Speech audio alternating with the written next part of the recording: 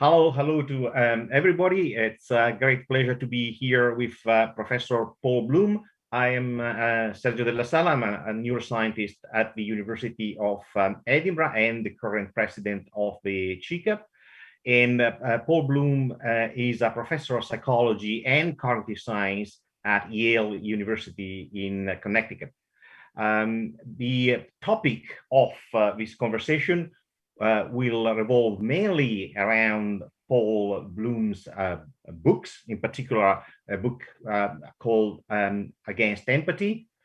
And we will have a conversation for about half an hour or so, and I hope we enjoy it. So, Paul, welcome to the CICAP Festival. As you probably know by now, the fest this year is devoted to uncertainty. So we'll be discussing uncertainty. And I'll start off by telling people a bit about your career so far. This is the logo of the festival, Navigare l'incertezza. And these are some of your books in the past. The American English version and the Italian version, Buoni si nasce, la scienza del piacere e il bambino di Cartesio. You also have another recent book called The Sweet Spot, which I haven't seen translated in Italian, but I'm sure it will be translated soon. And today, though, we'll mainly concentrate on this book, which is Against Empathy, in Italian Contro l'Empatia, edito da Liberi Libri. So, Paul, you are against empathy, and being against empathy is like being against puppies. So, are you against puppies? First, thank you, Sergio, for taking the time to talk to me, and hello to everybody. I'm sorry we couldn't do this in person, but this is a real delight and real honor. And no, I am not against puppies. I begin my book saying that it's a controversial view, and some people think it's like being against puppies, but I try to limit myself to just one or two controversial views. I'm very much in favor of puppies. Right, but you didn't start off your career writing and studying empathy. You started with the language and the social life of kids. Yes. Can you tell us about the moral life of kids, which launched you to the larger public? So I'm interested in quite a few things, but one topic that's run through my work for a long time is moral psychology, the science of what we think about good and evil, right and wrong. And I study this in different ways. And as you point out, one of my lines of research has been looking at the psychology of young babies and their capacity to tell right from wrong. And I've done some collaborative work with Kylie Hamlin and Karen Wynn, looking at what babies know. And we find some very nice discoveries that even babies can tell that somebody helping somebody else is good and someone harming somebody else is bad. And they prefer the good guy to the bad guy. And what I've argued in my book, Just Babies, is that some rudimentary sense of good and evil, of right and wrong, is something that's inborn. Now, I want to stress rudimentary, limited, because there's a lot about morality, like the evils of slavery or the wrongness of sexism and racism that we're not born with, that are the product of culture. But what I want to say is some capacity for morality, like I would think a capacity for language, is part of our nature. Right. And how did you go from the moral life of babies to empathy? Is it a connection or two dependent things? They're related in that they're both about morality. But the truth is, I was very interested in the psychological question of how we judge right and wrong and where our moral intuitions came from. And as I did this, I became increasingly struck with the question, how reliable are our moral intuitions? How reliable are our gut feelings? You feel compassion for this person, empathy for that person, anger at this, hatred, shame, guilt. How reliable are these as moral cues? And those are the sort of questions I started to wrestle with. And I started to sort of zoom in on empathy, in part because most people think empathy is a good thing. And I came to realize if I could argue that empathy is a bad thing, maybe people would take seriously the idea that our moral emotions aren't as reliable as we believe they are, and that we should think about morality in a different way. Right. So let's go into it. This is your book. I have it. It's approved. I read it. And you talk about empathy, but people need probably a definition. Can you start by defining it? So also in relation to other terms like compassion or sympathy, because we use them interchangeably, but perhaps they're not. It's one of the curses of writing this book. It's been a delight to write this book and talk about the book. But the only bad thing is I often have to start in the most boring of ways defining my terms. And this is important because some people think empathy just means kindness, love, compassion. And I'm not against that. I'm not a monster.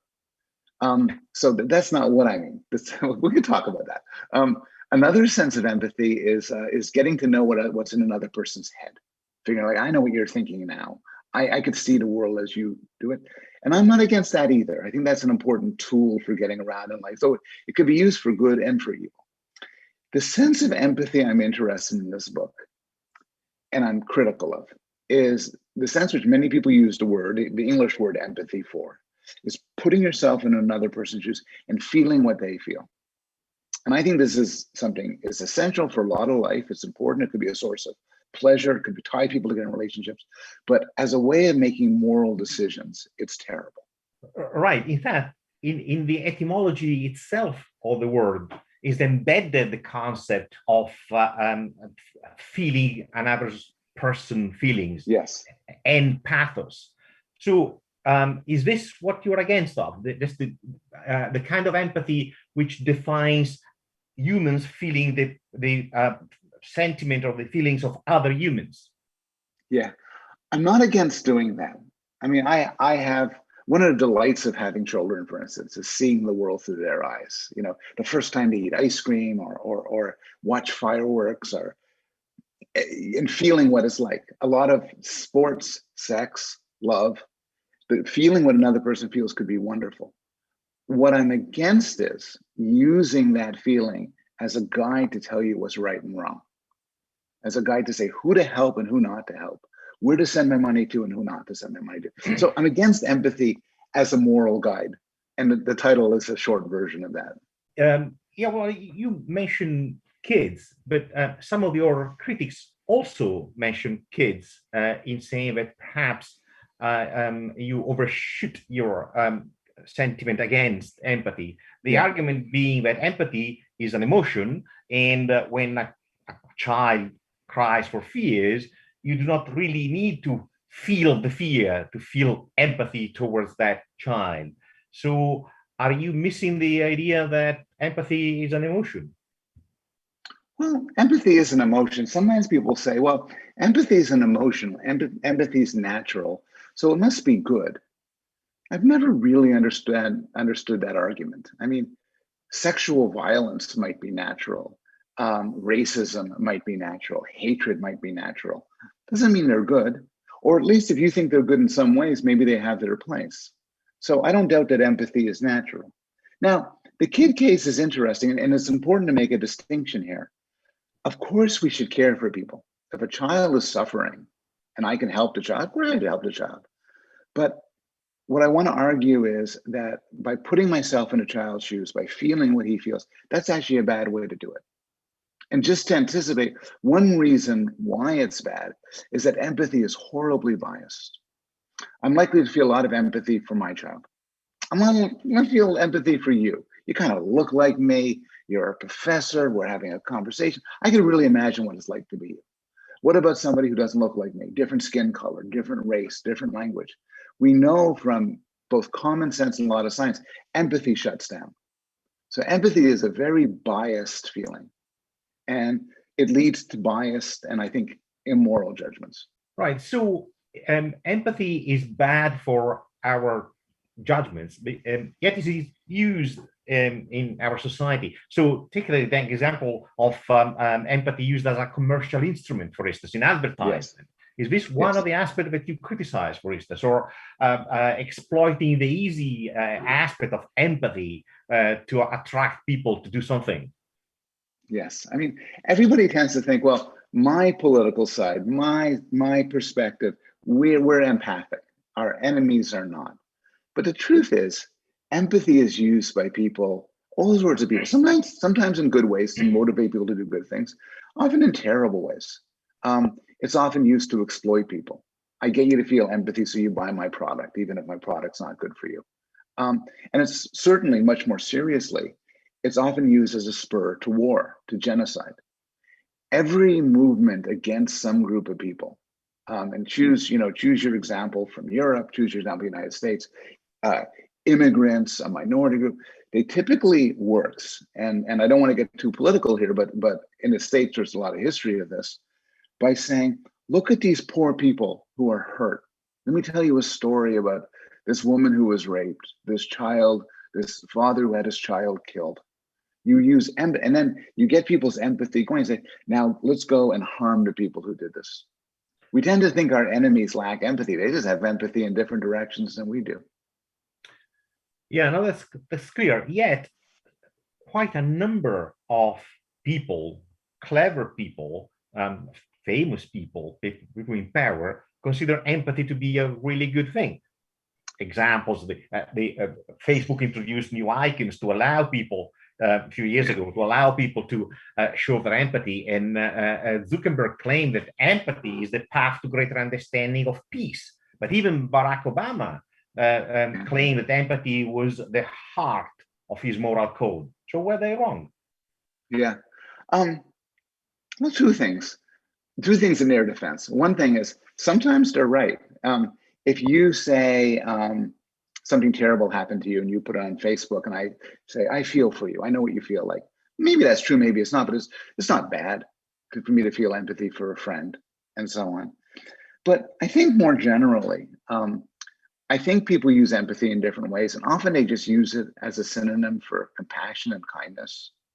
So it's interesting. Barack Obama, in his policies, was not very empathic, in that he often made some hard decisions for future good that involved him saying no to things, involved him turning away money and shifting things around. To be a good leader, I think, you want to make the world better, but you don't want to be the kind of leader where somebody comes up to you and says, we're in terrible trouble, help us. And you look at them and say, okay, I'll divert all my money to helping you. Because that's not how you do long-term policy. That's not compassionate. It's not even how we'd want to be with our kids. So I talk about this in my book. My worst moments as a parent were never when I didn't care about my kids. I always cared about my kids. It's when I cared too much and wouldn't do some hard things, like say, you have to do your homework or whatever, because I just got caught too much in their immediate feelings. So, I mean, the short answer is when a lot of people say empathy, they mean compassion and kindness. I'm not against that. But if they do mean empathy, I think they need to reconsider. Right. In fact, you push people to reconsider empathy as you define it. And yes. You said that actually this may lead to violence. However, the zeitgeist is that there is a lack of empathy leading to violence most of the time. So can you please explain and elaborate a bit on this difference? Why people maintain that a lack of empathy is the basis for violence, and you are claiming that actually is the other way around, is counterintuitive? I'm glad you mentioned it, because you're right, this is zeitgeist. Right now, as we're talking, there's yet another conflict in the Middle East. And if you ask an Israeli about a Palestinian, the Israeli will say, the Palestinians have no empathy. Hamas has no empathy. They don't know they don't feel people suffering. And you ask the Palestinian or member of Hamas against the Israelis have no empathy. They're monsters. But neither one is right. Even people we're opposed to, even people we think are terrible, have tons of empathy. They just have empathy towards different people than we do. I mean, you look at people who we judge now to be monsters even, and it's not like they're totally unfeeling, not like they're robots. They aren't psychopaths for the most part. They're people of deep feeling. It's just that their deep feeling is devoted in a different direction than us. In the United States, white supremacists, it's not like they don't feel anything. They feel tremendous empathy towards their family, towards their friends, towards people they think are vulnerable. And if you don't understand that, if you think that your opponents are like monsters, I think you fail to understand the world. So, and I think the fact that bad people have empathy too shows that we shouldn't be too quick to talk about the powers of empathy. Right. So you're saying that people belonging to the Ku Klux Klan or some ruthless terrorist that does feel empathy?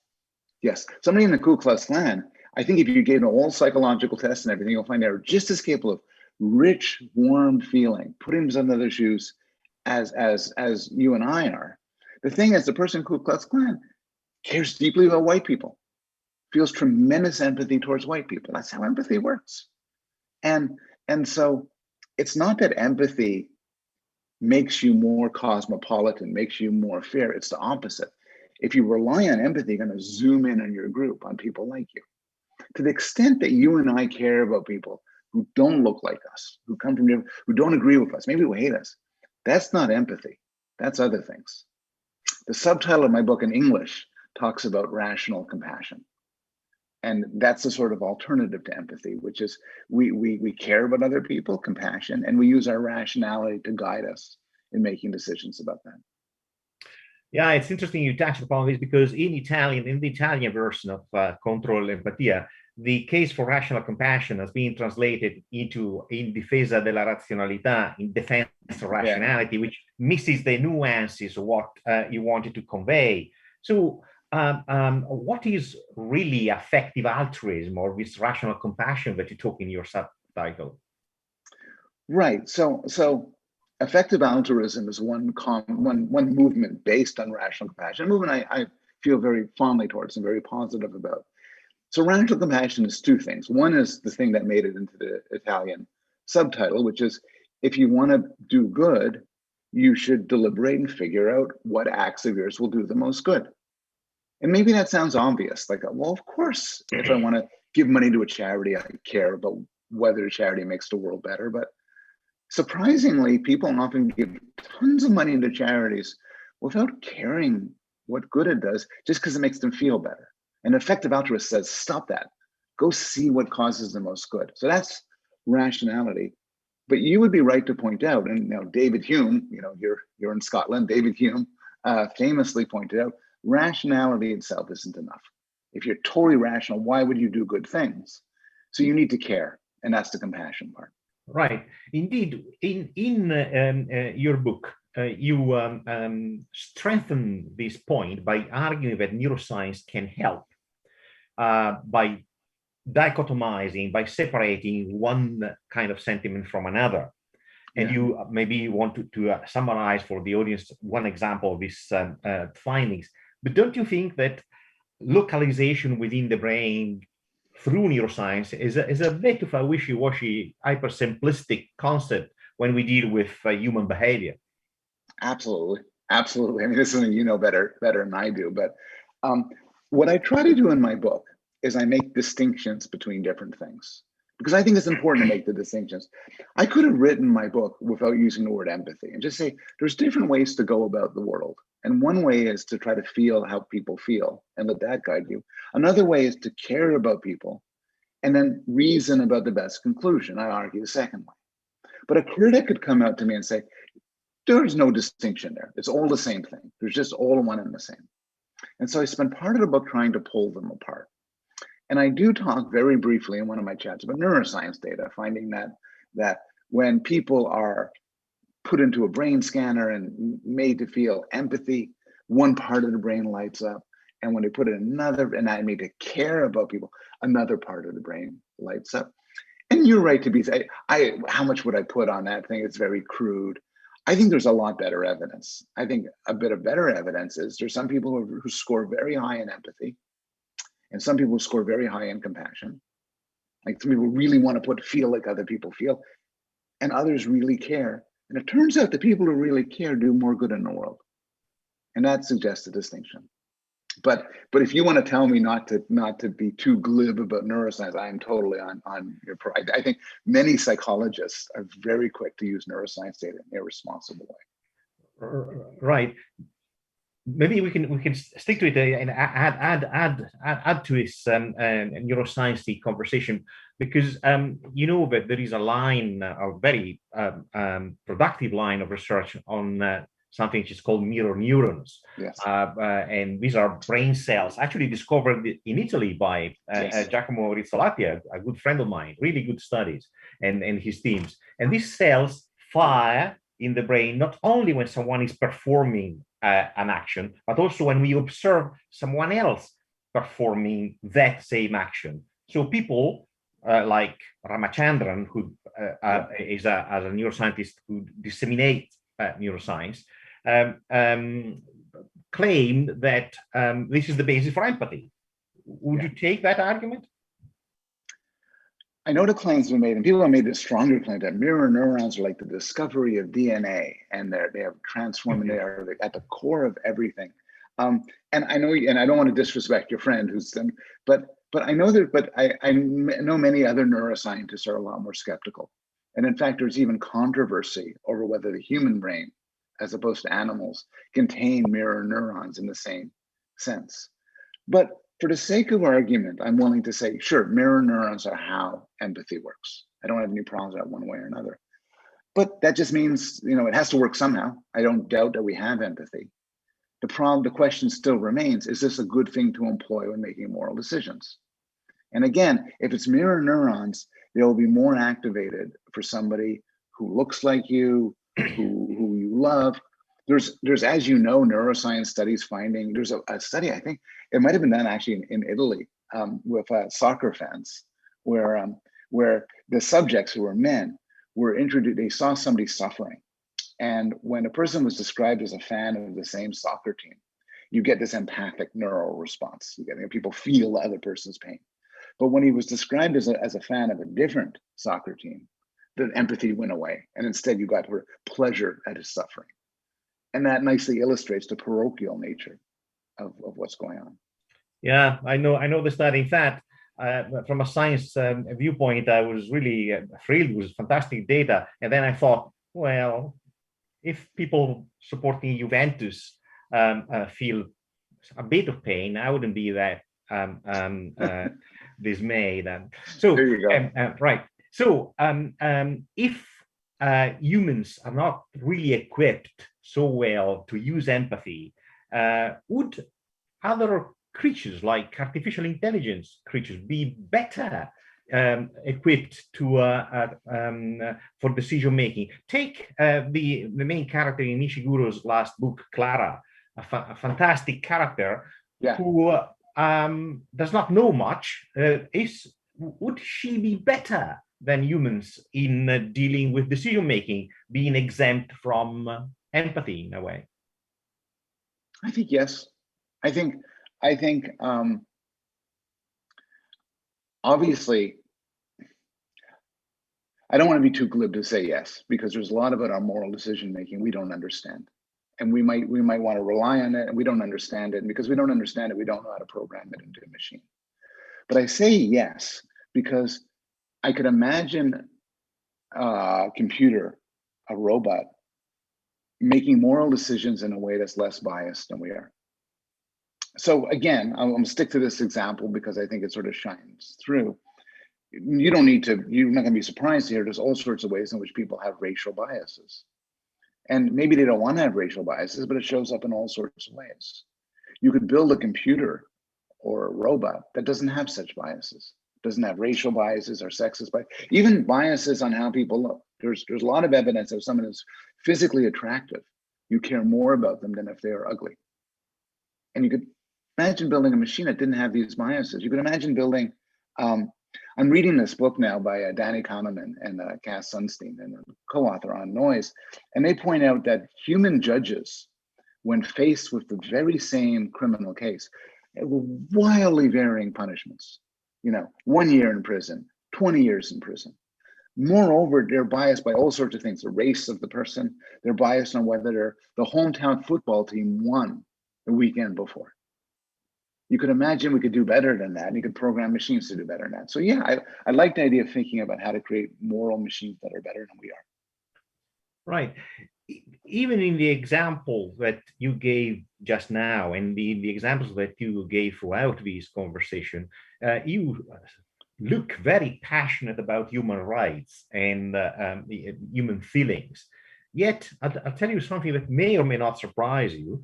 Following the publication of the Italian version of your book, which I remind our audience is entitled Contro, Empatia, some commentators writing in newspapers, particularly right-wing newspaper, interpreted your views as a sort of manifesto, a political manifesto for right-wing politics, supporting the idea that we should not be tolerant, for instance, towards immigrants, because empathy we should be against.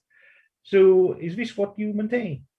No, I'm shocked to hear it. And I would say, I mean, I don't want to accuse people of being dishonest, so I'll simply assume that they haven't read the book. But immigration is a lovely case where a lot of anti-immigrant sentiment, hatred towards immigrants, that's driven by empathy towards those close to us. If you ask people, why don't they care about immigrants? Why do they want immigrants kicked out of the country? They will tell you, because I care so much about my family and those I love. I don't have any love for you. I don't want to feel empathy for those people. Well, from a compassion point of view, you ask the question, does it make the world better or worse to let these people and to treat these people kindly?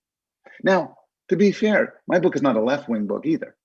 I think people on all political sides would do better if they jettison empathy. But to say it's a right-wing book is just totally mistaken. I wish I knew this then. I would have written an objection. I'll send you a copy. But also, the point is well taken that politics should stay out of science as much as possible. When you keep distinguishing morality and other kind of rational and irrational sentiments from empathy as such. But one other point that I wanted to touch is that morality changes with history, changes with different eras. We have a different morality than 20 years ago, than 100 years ago.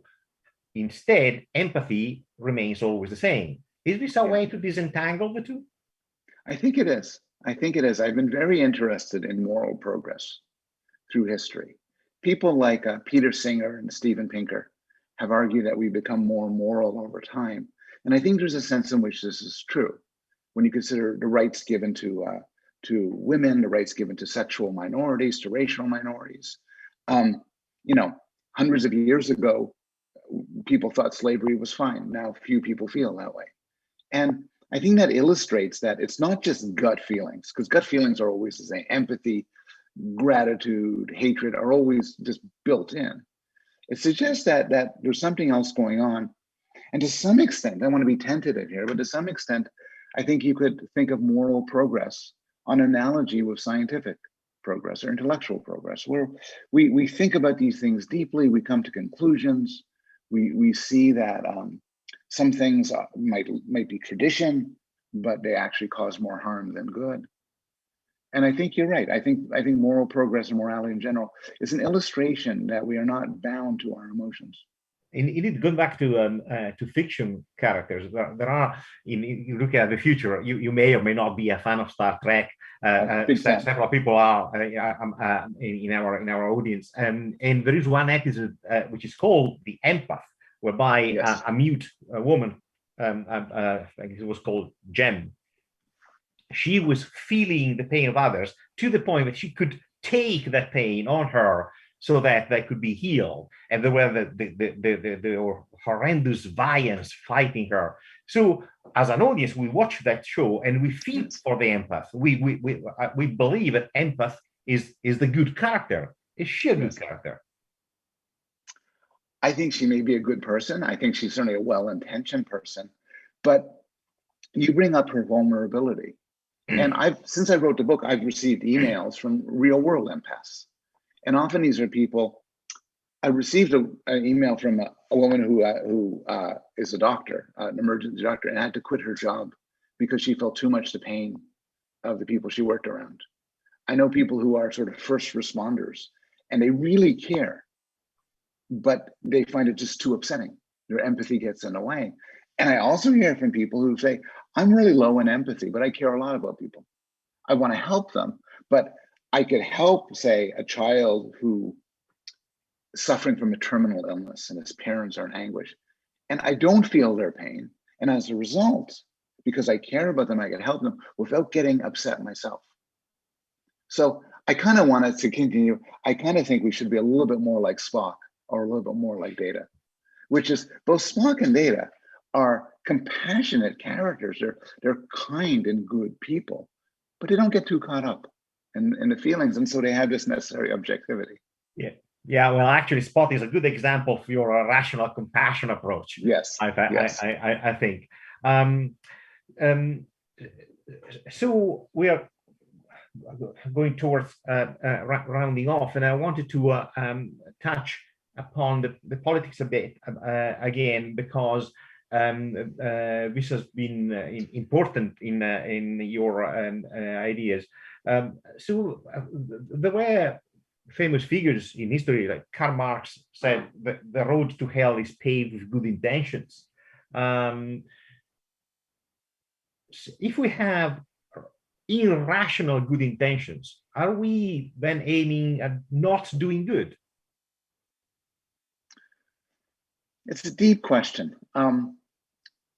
So take charitable giving. Many people give money to charities, enormous amounts of money to charities, like where it's a waste of money, it turns out, or the money they give to charities is strange why they would give it. Like I'm now at Yale University, which has, I think, billions of dollars. And I know people who give so much money to Yale, and instead of helping out starving children around the world. I think, however, most people do want to make the world a better place. They don't just saying, oh, I'm greedy, I'm selfish, I don't care. It's just that good intentions themselves, without a commitment to seeing whether your results are going to actually help the world, I think could be worse than useless. And so good intentions are not sufficient. Without good intentions, nothing would get done, but it's not sufficient.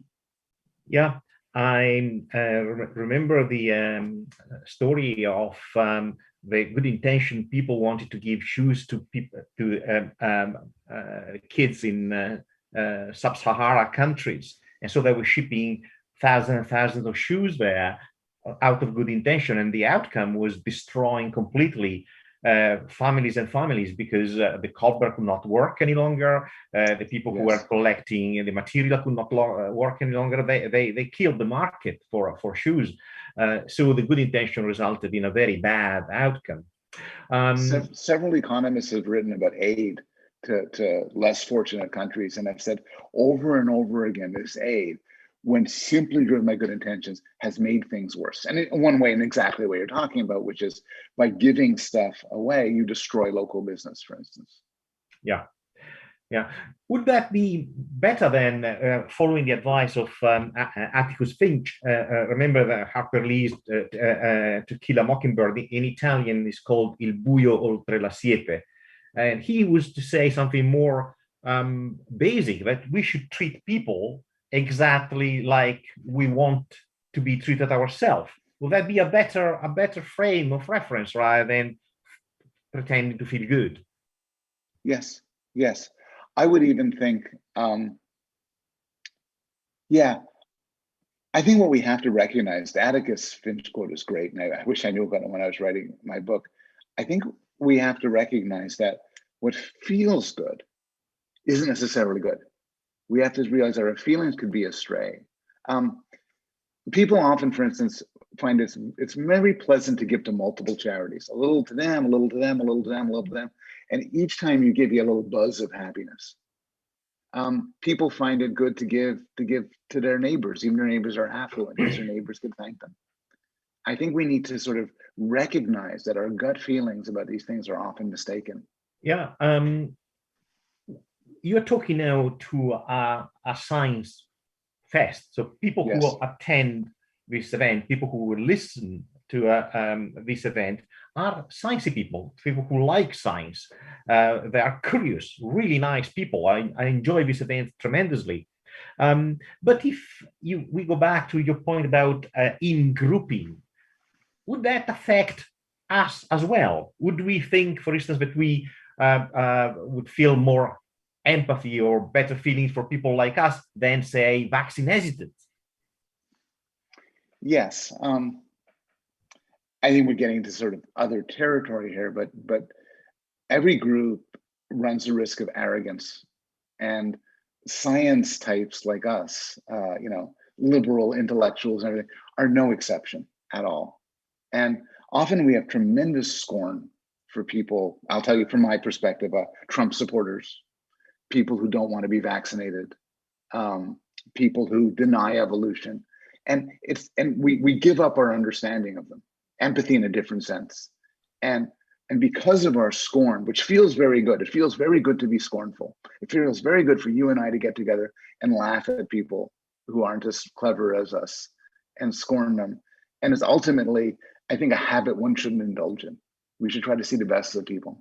Yeah, interesting. So let's finish with the last point, which may be a conclusive message or not.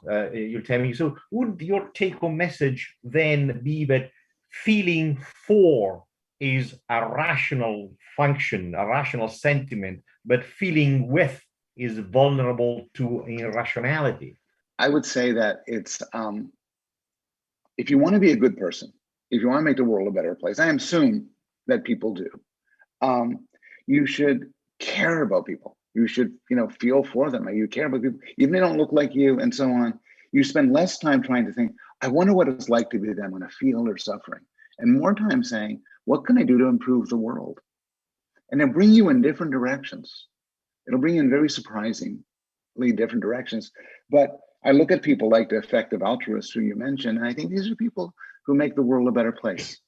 I fall short myself, but I often have a lot of admiration. People say, I'm going to think about what I can do that will really help people, and not get caught up in what I feel, what makes me feel good or what makes me look good.